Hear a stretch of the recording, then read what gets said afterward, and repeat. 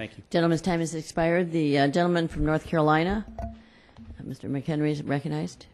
I thank the chair, and thank you for your leadership on this. And I'm glad everyone was able to get this little table together and share this space. But to you, Commissioner Stevens, thank you for coming back. I wish that Treasury was here with you. However, we were informed by Treasury that they would prefer a 2-week notification. And so I'm sorry this burden falls to you, and I would hope that you would encourage Mr. Massad to come forward rather than let you answer these questions that are very pressing. Under the HAMP program, under the status quo, how many permanent modifications do you foresee actually happening? Congressman, I do apologize that I'm not the HAMP expert here at the table, and I encourage you to communicate with that office. I think let me give you some estimates that I have heard, and I'd be glad to share those with you. So we have 540,000 permanent modifications now. We have 150,000 families that are in trial modifications, and we just announced, I think, another 27,000 new permanent modifications. The numbers are definitely smaller than what was originally expected from the HAMP estimates. Do you have an estimate? The current expected population that on a pro forma basis looking forward at this point looks to be about 1.4 to 1.5 million families. Okay. On the HAMP website, it still says 3 to 4 million.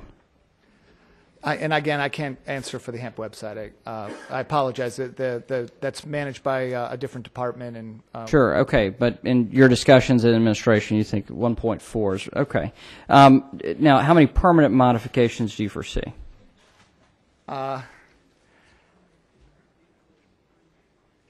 Okay, so the 3 to 4 million on the website, if I could, just to clarify, is an estimate of all modifications that will occur. That includes the HAMP modifications, FHA's modifications, and the HOPE for homeowners modifications. Wow, this is very different than what was said in March of 2009 when this program began.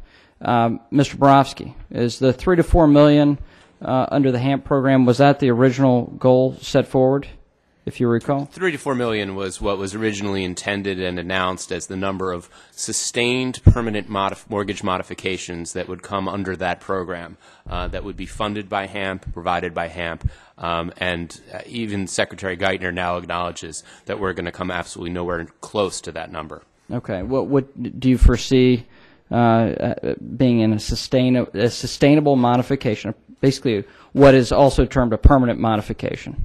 It's somewhat shameful that at this point, here we are in March 2011, and the Treasury Department will in one breath say that, well, we know the number is not going to be anywhere close to what we originally said it would be, and then in the second breath refuse. I mean, this is such a basic failure in transparency, to refuse to tell SIGTARP, to tell GAO, to tell the Congressional Oversight Panel, to tell you what their expectation is as to the total number that are going to receive permanent modifications.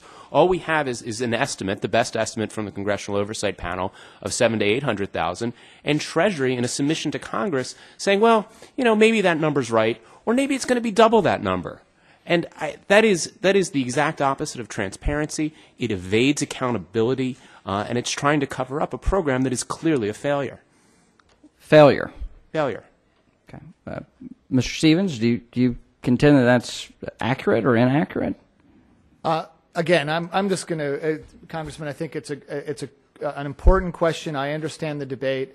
Without question, the HAMP numbers have not been what was originally forecasted. Again, it's not. I'm a member of the Department of Housing and Urban Development. We are clearly very concerned about all the programs that are trying to be implemented. I would say this, and I think it's important. I've been in this housing finance industry for 3 decades. We've never been through an environment like this in history. These programs were developed and created in environments that had never been created before. We're 2 years in on this, and I we're realize. 2 years in, but I would just say, Congressman, that and I refer back to testimony stated by Barbara DeSore, Bank of America, Mike Hyde of Wells Fargo, the presidents of each of those respective mortgage institutions.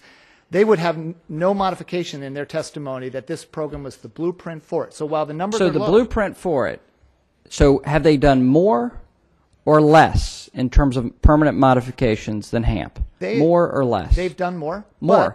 But what at you're lower, saying at lower is, payments and higher redefault rates. right, but they've helped more people. Lower payment reduction, excuse me.